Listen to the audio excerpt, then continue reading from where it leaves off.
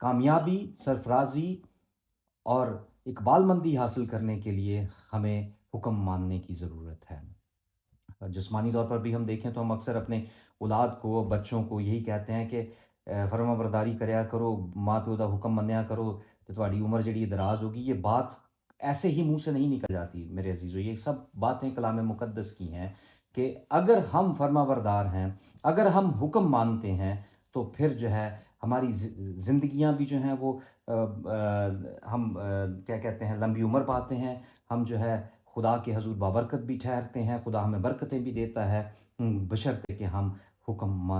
مانیں اور آگے بڑھیں۔ تو آج کا جو ٹاپک جس بات پہ ہم بات کریں گے وہ ہے حکم ماننے کے حوالہ سے، اور اسی کے حوالے سے آج ہم سیکھیں گے۔ ویسے تو خدا نے جو ہے موسیٰ کو جو ہے وہ تقریباً 10 احکام دیے تھے، اور وہ 2 تختیاں پر مرقوم تھے، اور جب دے دیے گئے تو ان سے کہا گیا کہ ان کو جو ہے ہمیں فالو کرنے کی ضرورت ہے، ان کے مطابق ہمیں جو ہے عمل کرنے کی ضرورت ہے۔ تو آج ہم 10 کے 10 احکام پر تو غور نہیں کریں گے، 10 احکام پر کی طرف دھیان نہیں لگائیں گے، لیکن ہم کچھ تھوڑی تھوڑی باتیں جو ہیں ہم پہلے 2 احکام میں سے سیکھیں گے کہ وہاں پر کیا لکھا ہے، کیا کرنا چاہیے، اگر کریں گے تو کیا ہوگا، اور یہی آج کے کلام کے مطابق جو ہے ہمارے لیے جو ہے وہ سبق آموز باتیں ہوں گی۔ اس سے پہلے کہ میں آگے بڑھوں، میں حکم ماننے کے حوالہ سے ایک اور بات آپ کے سامنے رکھنا چاہتا ہوں میرے عزیزو۔ اگر ہم پیدائش اس کا 12واں باب اور اس کی پہلی 2 آیات پر غور کریں تو وہاں پر بھی کچھ حکم کے حوالہ سے لکھا گیا ہے، اور وہ کیا ہے کہ اور خداوند نے ابراہیم سے کہا تو اپنے وطن اور اپنے ناطے داروں کو کے بیچ سے اور اپنی باپ کے گھر سے نکل اور اس ملک میں جا جو میں تجھے دوں گا، اور میں تجھے ایک بڑی قوم بناؤں گا اور برکت دوں گا، اور تیرا نام سرفراز کروں گا، سو تو باعث سے برکت ہوگا۔ میرے عزیزو، یہاں پر جو بات ہم دیکھتے ہیں وہ بھی حکم ماننے کے حوالہ سے ہے کہ خدا نے ابراہیم کو جو ہے وہ ایک حکم دیا، اور اس نے حکم لینے کے بعد اس حکم پہ جو ہے وہ لبیک کہا، اور منکر نہیں ہوا کسی بھی طور پر، کسی بھی لحاظ سے، بلکہ اس نے کیا کیا کہ جیسا خدا نے ابراہیم کو جو ہے وہ حکم دیا تھا، اس نے اس کو ویسا ہی اپنی زندگی میں لیا، اپنے خاندان کو چھوڑا، اپنی فیملی ممبرز کو چھوڑا، اپنے وطن کو چھوڑا، اور چھوڑ کر کہے کے مطابق چل دیا، اور خدا کے پیچھے ہو لیا، اور خدا نے پھر اس کے ساتھ وعدے کیے، اور جب وعدے جو اس نے کیے تھے وہ وعدے جو ہیں منسلک تھے حکم ماننے کے حوالہ سے، اور ہم دیکھتے ہیں، ہم کلام مقدس کی گہرائیوں کو جانتے ہوئے اس بات سے واقف ہیں کہ جب خدا نے اس کے ساتھ وعدہ کیا تھا، چونکہ وہ وعدہ حکم کے ساتھ منسلک تھا، تو اس کے حکم ماننے کے بعد خدا نے وہ سارے وعدے اس کی زندگی میں پورے کیے۔ اور آج کا جو پیغام بھی ہے وہ کچھ یوں ہی ہے۔ میرے ساتھ جن کے پاس کلام مقدس ہے وہ نکال سکتے ہیں پرانے عہد نامہ میں سے خروج اس کا 20 باب، اور اس کی جو ہے وہ ہم تیسری، چوتھی اور 5ویں آیت کی تلاوت کریں گے۔ جن کے پاس کلام مقدس ہے میرے ساتھ نکالیے گا، اور خروج 20 باب، اس کی تیسری، چوتھی، 5ویں آیت، جس میں کچھ یوں مرقوم ہے: میرے حضور تو غیر معبودوں کو نہ ماننا، تو اپنے لیے کوئی تراشی ہوئی مورت نہ بنانا، نہ کسی چیز کی صورت بنانا جو اوپر آسمان میں یا نیچے زمین پر یا زمین کے نیچے پانی میں ہے، تو ان کے آگے سجدہ نہ کرنا، نہ ان کی عبادت کرنا، کیونکہ میں خداوند تیرا خدا غیور خدا ہوں، اور جو مجھ سے عداوت رکھتے ہیں ان کی اولاد کو تیسری اور چوتھی پشت تک باپ دادا کی بدکاری کی سزا دیتا ہوں۔ 6 آیت: اور ہزاروں پر جو مجھ سے محبت رکھتے ہیں، میرے حکموں کو مانتے ہیں، رحم کرتا ہوں۔ کلام مقدس کے پڑھے اور سنے جانے پر خداوند کی برکت ہو، آمین۔ میرے عزیزو، بنی اسرائیل کو جب وہاں سے آزاد کر لیا گیا، غلامی میں سے نکل کر اب بیابان میں آ چکے ہیں، وہاں پر موسیٰ جو ہے وہ خدا سے باتیں کرنے کے لیے اس پہاڑ پر جاتا ہے، اور پہاڑ سے جب واپس آتا ہے تو لوہیں اس کی ہاتھ میں ہیں، وہ پتھر کی لوہیں جس پر خدا نے احکام درج کیے تھے، اور وہ احکام جو ہیں وہ خدا نے اسے دیے، جا کے بنی اسرائیل کو بتا دے کہ اس کے مطابق اب سے تم نے زندگی گزارنی ہے، اور یہ احکام تمہاری زندگی میں اس طرح ہوں جیسے گلے کا توق بنا لیا جاتا ہے، یہ احکام تمہاری زندگی میں اس طرح سے ہوں جس کے بغیر تم سمجھو کہ ہماری زندگی ناممکن ہے، یہ احکام ان کی زندگی میں ایسے کام کریں جس پہ وہ سمجھیں کہ اگر ہم انہیں بھول جائیں تو ہم مر جائیں، اگر یہ احکام ہماری زندگی میں نہ ہوں تو اس کے بغیر ہماری زندگیاں ادھوری ہیں، اگر یہ احکام ہماری زندگی میں نہ ہوں تو اس کے بغیر ہم اپنے آپ کو ادھورا سمجھیں، اگر یہ احکام ہماری زندگی میں نہ ہوں تو ہماری زندگیاں زندگی نہ رہیں، بلکہ وہ جہان فانی سے چلی جانے والی زندگی ہو، نہ کہ ابدی زندگی کے ہم جو ہے وہ پیروکار ہوں۔ تو میرے عزیزو، خدا کا ایک منصوبہ خدا نے جو ہے ان لوگوں کو دیا تاکہ جس کے وسیلہ سے وہ اور زیادہ ببرکت ٹھہر سکتے تھے۔ اور اگر ہم چھٹی آیت کی آخری حصہ کو دیکھیں تو اس میں لکھا ہے، اور ہزاروں پر جو مجھ سے محبت رکھتے ہیں اور میرے حکموں کو مانتے ہیں رحم کرتا ہوں۔ خدا کے دیے ہوئے حکموں پر عمل کرنے کا مقصد یہ ہے کہ ہم خدا سے محبت رکھتے ہیں، ہمارا اس کے ساتھ لگاؤ ہے، ہم اس کے ساتھ اٹھتے بیٹھتے ہیں، ہمارے تعلقات اس کے ساتھ اچھے ہیں۔ اگر ہماری زندگی میں یا ہمارے ارد گرد اگر کوئی جسے ہم بہت چاہتے ہیں، اگر جب وہ ہمیں کچھ کہے تو ہم اس کے کہے کو لبیک کہتے ہیں، ہم اس کی کہی ہوئی بات کو جو ہے ہم سن لیتے ہیں، اور سننے کے بعد جیسا اس نے کہا ہے ویسا ہی کرتے ہیں، چاہے وہ صحیح ہے یا غلط ہے، پھر بھی ہم اسے ماننے کے لیے تیار ہو جاتے ہیں۔ کیوں؟ کیونکہ ہم اس شخص سے محبت رکھتے ہیں، اور اسی شخص سے جس سے ہم محبت رکھتے ہیں اس نے ہمیں وہ حکم دیا ہے۔ اور یہاں پر ہم کسی شخص کی بات نہیں کر رہے، ہم خداؤں کی خدا کی بات کر رہے ہیں، بادشاہوں کے بادشاہ کی بات کر رہے ہیں، وہ خدا جو آسمان پر سما نہیں سکتا، وہ خدا جس نے زمین کو تخلیق کیا، وہ خدا جو ہمارا تخلیق کار ہے، وہ خدا جس نے 7 دن محنت کر کے اس دنیا کو بنایا، وہ خدا جس نے ہر ایک چیز جو ہے ظہور پذیر کی، وہ خدا جسے ہماری فکر ہے، جو ہمارے آگے پیچھے چلتا ہے، وہ خدا یہاں پر موجود ہے اور اپنے لوگوں کو احکام دے رہا ہے۔ جب تک زندگی میں قوانین موجود نہ ہوں ہم جو ہے بے ترتیبے ہو جاتے ہیں۔ اور اگر ہم ریاستوں میں دیکھیں، حکومتوں میں دیکھیں، ملکوں میں دیکھیں تو کیا ہوتا ہے کہ وہاں پر بھی لیجسلیشنز ہوتی ہیں، لاز ہوتے ہیں، قوانین دیے جاتے ہیں تاکہ لوگ ان قوانین کے خوف کے اندر رہ کر زندگی گزار سکیں۔ اور یہاں پر بھی خدا نے انہیں ایک قوانین بخشے، 10 کے 10 قانون دیے، جس کے وسیلہ سے انہیں بتایا کہ یہ باتیں تمہاری زندگی میں ہونی چاہیے، اگر نہیں ہیں تو تم فیل ہو، اگر ہیں تو کامیابی تمہاری زندگی کا حصہ ہے۔ اور یہاں پر ہم دیکھتے ہیں کہ میرے حکموں کو مانتے ہیں رحم کرتا ہوں۔ جو لوگ خدا کے حکموں کو مانتے ہیں رحم بھی ان لوگوں کے واسطے ہی ہے۔ جو لوگ خدا کی حکموں کو مانتے ہیں رحم بھی انہی پر کیا جا سکتا ہے، شفقت کے حقدار بھی وہی ہیں۔ اور پھر ہم دیکھتے ہیں کہ جیسے سب سے پہلی آیت جو میں نے آپ کے سامنے پیدائش میں سے رکھی تھی ابراہیم کے حوالہ سے، تو وہاں پر بھی خدا نے اسے حکم دیا تھا کہ اپنے گھر بار خاندان کو چھوڑ دے تو میں تجھے کیا کروں گا، ایک بہت بڑی قوم بنا دوں گا، تو بابرکت ٹھہرے گا۔ اور پھر اگر ہم اس میں تھوڑا سا آگے بڑھتے چلے جائیں، جو تجھ پر لعنت کرے گا اس پر لعنت ہوگی، جو تجھے برکت دے گا وہ برکت پائے گا۔ میرے عزیزو، یہاں پر اس بات کی آگاہی ملتی ہے کہ خدا کے دیے ہوئے احکام کو جب ہم اپنی زندگی میں رکھ لیتے ہیں اور اس کے مطابق زندگی گزارنا شروع کر دیتے ہیں تو پھر ہماری زندگیاں بھی جو ہیں وہ اس رحم دلی کے اندر آ جاتی ہیں، اس شفقت کے اندر آ جاتی ہیں، اس بھلائی کے اندر آ جاتی ہیں، اس فیور کے اندر آ جاتی ہیں جو کل ہم نے سیکھا کہ خدا جو ہے وہ ہماری طرف سے جنگ کرتا ہے، اور جب خدا ہمیں فیور دیتا ہے تو پھر ہم کیا کرتے ہیں، ہم بابرکت ٹھہرتے ہیں۔ اور بابرکت ہونے کے لیے ہمیں احکام کو اپنی زندگی میں رکھنے کی بہت سخت ضرورت ہے۔ تو آئیے ہم پہلے حکم کی طرف تھوڑا سا غور کریں، جہاں لکھا ہے میرے حضور تو غیر معبودوں کو نہ ماننا۔ اب معبود بہت سے ہو سکتے ہیں، ان کی کئی اشکال ہو سکتی ہیں، شکل و صورت ہم انہیں اپنی زندگی میں دے سکتے ہیں۔ معبود، ہم دولت کو بھی معبود بنا سکتے ہیں، ہم کسی اپنی زندگی میں اپنی جسمانی اس جس میں ہم رہ رہے ہیں جسمانیت میں، ہم اس میں کسی شخص کو جسمانی طور پر ہم اسے معبود بنا سکتے ہیں، کسی کو پیر فقیر مان لینا اسے بھی ہم معبود کا درجہ دے دیتے ہیں۔ تو کیا کلام کے مطابق یہ چیزیں درست ہیں؟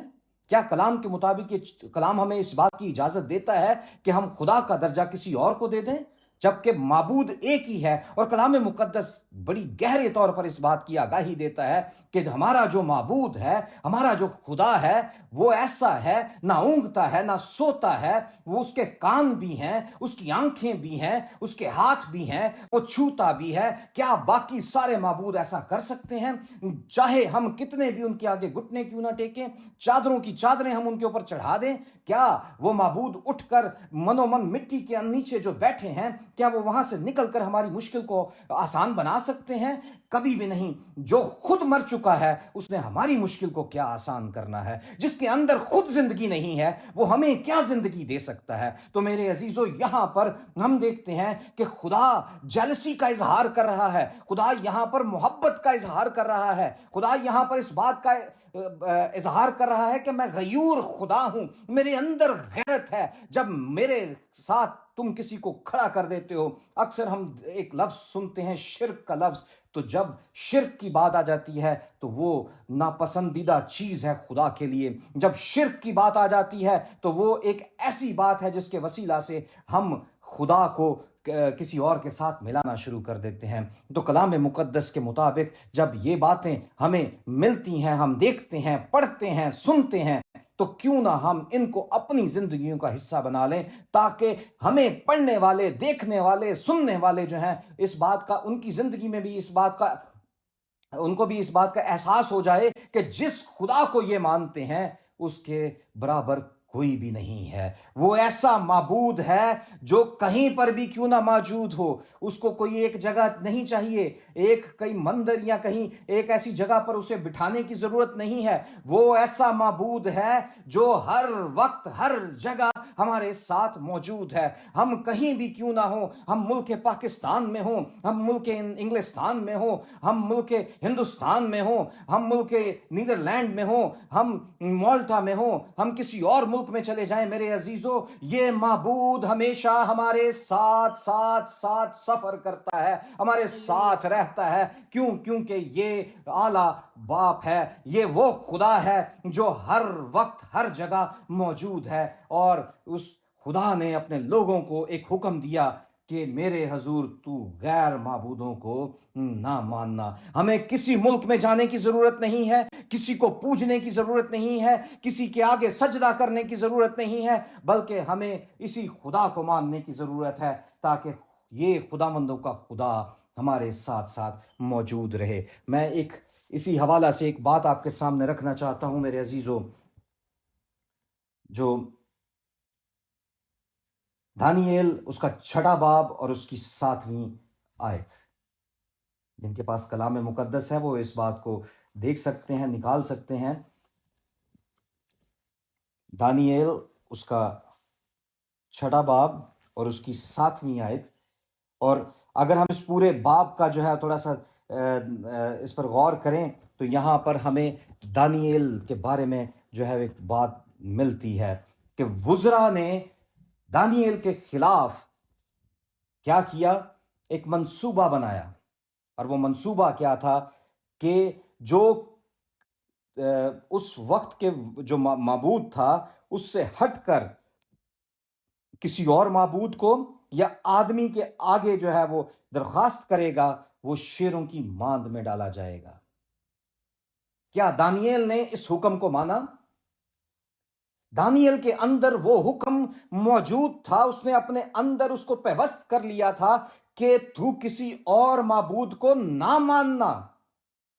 دانییل اس بات پر پختہ تھا، وہ اپنے باتوں میں اٹل کھڑا تھا، کیونکہ اس کا رابطہ خدا کے ساتھ تھا۔ وہ جانتا تھا کہ ایک ہی معبود ہے جو سارے کاموں کو کرنے کی قدرت رکھتا ہے، اور اسی وجہ سے جب اسے یہ بتایا گیا کہ جو بھی جو ہے وہ غیر معبودوں کے، وہ جو معبود اس وقت اس قوم کے پاس موجود تھا اس سے ہٹ کر کسی کے اور آگے جا کر دعا کرے گا، درخواست کرے گا، وہ جو ہے شیروں کی ماند میں ڈال دیا جائے گا۔ میرے عزیزو کیا ہوا؟ اس معبود نے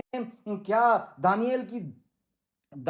کی زندگی کو تباہ و برباد کر دیا؟ نہیں میرے عزیزو، جس معبود کو دانییل پکارتا تھا، جس معبود کو دانییل پوجتا تھا، جس سے وہ دعائیں کرتا تھا، جس کے آگے وہ جھکتا تھا، جب اس کو جو ہے وہ شیروں کی ماند میں ڈال دیا گیا، تو میرے عزیزو، اے ایماندارو، وہی معبود اس وقت اس جگہ پر ان شیروں کی ماند میں دانییل کے ساتھ وہاں موجود ہوا، تاکہ اپنے بندہ کو جو اس کے حضور میں ہر وقت دعا کرتا تھا، وہ کسی اور معبود کے آگے جھکتا نہیں تھا، کسی اور معبود کو مانتا نہیں تھا، بلکہ اس نے کیا کیا کہ اس معبود کو جو خداوندوں کا خدا ہے، وہ معبود جو معبودوں کا معبود ہے، اس کے آگے دعا کی، التجا کی، اور خدا نے اسے سرفرازی بخشی۔ یہاں تک کہ وہ بادشاہ بھی اس بات کے لیے بڑا پریشان تھا کہ کیا ہوگا دانییل کے ساتھ، لیکن دوسری طرف وہ اس بات کو لیے بھی اپنے دل میں پرسکون تھا کہ جس خدا کی عبادت دانییل کرتا ہے، وہ اسے بچانے کی قدرت رکھتا ہے۔ یہ تھا بڑا ایمان اس وقت اس بادشاہ کے اندر بھی، اور جو ہے دانییل کے اندر بھی، اور جنہوں نے دانییل کے خلاف منصوبہ بنایا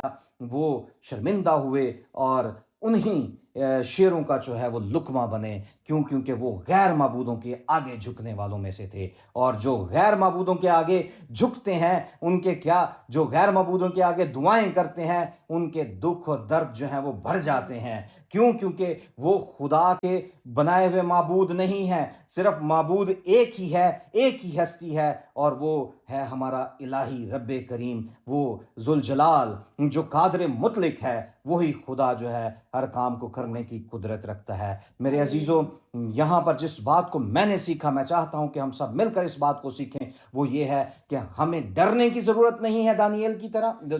ہمیں ڈرنے کی ضرورت نہیں ہے، ہمیں دانییل کی طرح پختہ ہونے کی ضرورت ہے کہ ہم خدا کو ویسے ہی اس کی تابعداری کریں، اس کی فرما برداری کریں جیسا کہ وہ چاہتا ہے۔ اس کے دیے ہوئے حکم کو جو ہماری زندگی میں اگر ہم اسے اپنے گلے کا طوق بنا کر چلتے ہیں، تو میرے عزیزو ہم بھی کامیابی کی طرف بڑھتے چلے جائیں گے۔ جیسا کہ اسے سرفرازی ملی، اسے شہرت ملی، صرف اس وجہ سے کہ یہ اس خدا کی تابعداری میں تھا، اور لوگوں کے ڈرانے پہ جو ہے ڈرا نہیں، بلکہ خدا کے نام کو جلال دیتا ہوا آگے بڑھتا چلا گیا، اور شیروں کی ماند کو بھی قبول کر لیا۔ اور وہ جانتا تھا کہ جس معبود کو میں مانتا ہوں، جس معبود کو میں جانتا ہوں، جس معبود کی میں پرستش کرتا ہوں، وہ مجھے شیروں سے بچانے کی بھی قدرت رکھتا ہے۔ ہاللیلویہ۔ آئیے عزیزو، ہم آگے بڑھیں گے۔ چوتھی آیت، اس کے بعد لکھا ہے کہ تو اپنے لیے کوئی تراشی ہوئی مورت نہ بنانا، نہ کسی چیز کی صورت بنانا جو اوپر آسمان میں یا نیچے زمین پر یا زمین کے نیچے پانی میں ہے۔ تو ان کے آگے سجدہ نہ کرنا، نہ ان کی عبادت کرنا، کیونکہ میں خداوند تیرا خدا غیور ہوں، جو مجھ سے عداوت رکھتے ہیں ان کی اولاد کو تیسری اور چوتھی پشت تک باپ دادا کی بدکاری کی سزا دیتا ہوں۔ میرے عزیزو، یہاں پر جو دوسرا وہاں پر بات کی گئی غیر معبودوں، معبود کوئی بھی ہو سکتا ہے، پھر اس سے ہٹ کے جب آپ کسی کو معبود بنانا شروع کر دیتے ہیں یا کسی کو معبود سمجھنا شروع کرتے ہیں، تو کیا ہوتا ہے کہ اکثر اوقات ہم دیکھتے ہیں شکل و صورتیں بنا کر جو ہے سٹیچوز بنا کر سامنے رکھ لیے جاتے ہیں، اور اس کے مطابق ہم ان کو سجدہ کرنا شروع کر دیتے ہیں کہ یہ ہمارا معبود ہے۔ کچھ لوگ چاند کو مانتے ہیں، کچھ سورج کو مانتے ہیں، کچھ لوگ، جیسے میں نے کچھ دیر پہلے عرض کیا، کچھ لوگوں نے دولت کو اپنا معبود بنا رکھا ہے اور اس کو پوجنا شروع کر دیتے ہیں کہ جو کچھ بھی ہے دولت کے سبب سے ہے۔ لیکن یہاں پر میرے عزیزو، خدا نے سختی سے منع کیا کہ کوئی کسی قسم کی صورت ہماری آنکھوں کے سامنے نہیں ہونی چاہیے سوائے خدا کی صورت کے۔ اب بات یہاں پر جس بات کو ہمیں سیکھنے کی ضرورت ہے کہ ان کے آگے سجدہ نہ کرو اور نہ ان کی عبادت کرو۔ اگر ہم واپس دانییل کی کتاب میں جائیں اور دانییل تیسرا باب، اور وہاں پر ہمیں ایک اور مثال ملتی ہے جو کہ پوجنے کے حوالہ سے ہے، جو کہ ایک صورت، ایک مورت بنا کر جو ہے اس وقت کے بادشاہ نے کیا کیا کہ بنا کر رکھ دی۔ اسے جو مشورہ دینے والے تھے انہوں نے جو ہے وہ یہ کام کیا، وہاں پر مورت بنا دی گئی اور کہا گیا کہ ہر ایک جان جو یہاں پر موجود ہے، وہ ہر ایک جان جو ہے اس मूरत को जो है वो सजदा करेगी, और जो नहीं करेगी वो आग की भट्टी में डाल दिए जाएंगे। मेरे अजीज़ों, वहाँ पर भी हमें मर्द खुदा नज़र आते हैं। उन्होंने खुदा के इस दूसरे हुक्म को जो मूसा को दिया गया था, उस वक्त बनी इसराइल को दिया गया था, वो हुक्म अपनी ज़िंदगी में रखे, अपनी ज़िंदगी के अंदर उनको गले का तौक बना कर रखा, उन्हें याद रखा, हर वक्त उनके जहन में घूमता रहता था कि सिर्फ एक ही हस्ती है जिसे सजदे लायक हैं, एक ही हस्ती है जिसके हजूर में घुटने टिक सकते हैं, एक ही हस्ती है जिसके आगे सर खम किए जा सकते हैं, और वो है ज़ाते इलाही। और यहाँ पर हम उन 3 लोगों के बारे में बड़े अच्छे से जानते हैं, जो कि हननिया और मिसाइल और अजरिया थे, जिन्होंने उस वक्त जो है उस मूरत को पूजने से इनकार किया। और जब उन्होंने पूजने से इनकार किया तो क्या हुआ कि उन्हें भी आग की भट्टी की तरफ झोंक दिया गया। फेंकने वाले जल जाते हैं, झुलस जाते हैं, लेकिन जो फेंके गए थे उनको कुछ भी जरर नहीं पहुंचा। क्यों? क्योंकि वो उस खुदा को सजदा करते थे जिनके सामने कोई भी आग किसी तौर पर भी कोई अहमियत नहीं रखती थी, ना उनके कपड़ों से बदबू आती थी। वहां पर वो जिसे पूजते थे, जिसे सजदा करते थे, वो इलाहजाद खुद उस आग में हाजिर हो गया ताकि अपने लोगों की हिफाजत कर सके। तो मेरे अजीजों, हमारा खुदा जिसे हम पूजते हैं, जिसे हम सजदा करते हैं, अगर हम खुदाए कादिर के सामने सर खम करते हैं तो मेरे अजीजों, वो हमारे सरों को ऊंचा करने की कुदरत रखता है। अगर हम उसके हजूर में झुकते हैं तो वो हमें उठाने की कुदरत रखता है। अगर हम उसके हजूर अपने आप को खम करते हैं तो वो हमें सीधा करने की भी कुदरत रखता है। अगर हम किसी भी तौर पर नीचा दिखाने के लिए लोग जो हैं हम आगे बढ़ते हैं तो मेरे अजीजों, खुदा उन लोगों को आग में झुलसा देता है, उनकी जिंदगियां खत्म हो जाती हैं। लेकिन खुदा जो इलाही जात है वो हमें हर तौर पर, हर लिहाज से अपने हाथों पे उठाए फिरता है, और यहाँ तक कि वो हमारे साथ साथ रहता है और अब हमें हर तौर पर आगे लिए बढ़ता है ताकि हम खुदा के नाम को जलाल देते हुए आगे बढ़ते चले जाएं। और हम देखते हैं, अगर हम इसी दानिएल के 3 बाब की 17वीं आयत में देखें तो वहां लिखा है कि देख, हमारा खुदा जिसकी हम इबादत करते हैं हमको आग की जलती भट्टी से छुड़ाने की कुदरत रखता है। ऐ बादशाह, वही हमको तेरे हाथ से छुड़ाएगा। क्या खूबसूरत बात है कि खुदा जो हर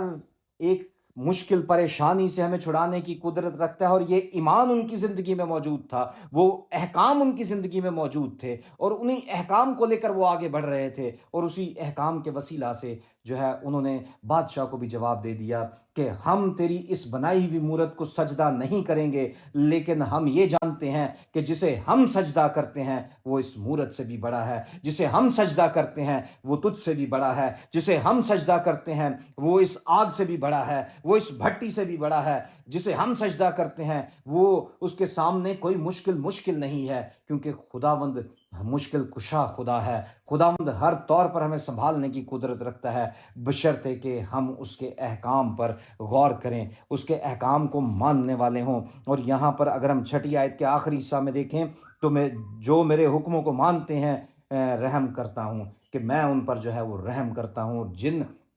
2 शख्सियात को हमने यहाँ पर देखा है कि वो खुदा के हुक्मों को मानते हैं, वो खुदा के हुक्मों को अपने अंदर रखते हैं, वो खुदा के हुक्मों को अपने साथ लिए फिरते हैं। और क्या हुआ कि खुदा ने दानिएल को जो है वो वहाँ से शेरों की मान से जो है वो बचाया, और हननिया, मिसाइल और अजरियल को जो है उस आग की भट्टी से बचाया। और सिर्फ बचाया क्यों? क्योंकि ये खुदा के अहकाम को अपनी ज़िंदगी में लिए फिरते थे। और एक आखिरी बात जिसके साथ मैं इसे ख़त्म करूँगा, अगर हम दूसरे तवारीख की किताब में, अगर हम सैमुएल, पहला सैमुएल और उसकी 15वें बाब की 22वीं आयत में देखें तो वहाँ लिखा है कि सैमुएल ने कहा कि खुदावंद सूखनी कुर्बानी और ज़बीहों से इतना ही खुश होता है जितना इस बात से कि खुदावंद का हुक्म माना जाए। और आज भी हमें कुर्बानियों की तरफ इधर उधर ध्यान देने की ज़रूरत नहीं है। हमें ध्यान देना है तो वो सिर्फ खुदा के कलाम पर, खुदा के हुक्मों पर, खुदा की कही हुई बातों पर, कि हमें, अगर हम खुदा के हुक्मों को मानते हैं तो ये कुर्बानी चढ़ाने से भी बेहतर है। हमें कुर्बानी चढ़ाने की ज़रूरत नहीं है, बशर्ते कि हम خدا کے احکام کو اپنی زندگی میں لیے پھریں، خدا کے احکام کو اپنی زندگیوں میں پورا کریں اور اس احکام کو ہم مانتے رہیں، اور خدا پھر ہمیں جو ہے وہ بابرکت ٹھہراتا ہے، وہ ہمیں جو ہے وہ ہم پر رحم کرتا ہے، اس کی شفقت ہم پر ہوتی ہے، وہ ہمیں بابرکت ٹھہراتا ہے، اس کے وعدے ہماری زندگیوں میں پورے ہوتے ہیں، بشرطے کہ ہم اس کے حکموں کو ماننے والے ہوں۔ خداوند آپ کو اس کلام کے وسیلہ سے برکت دے۔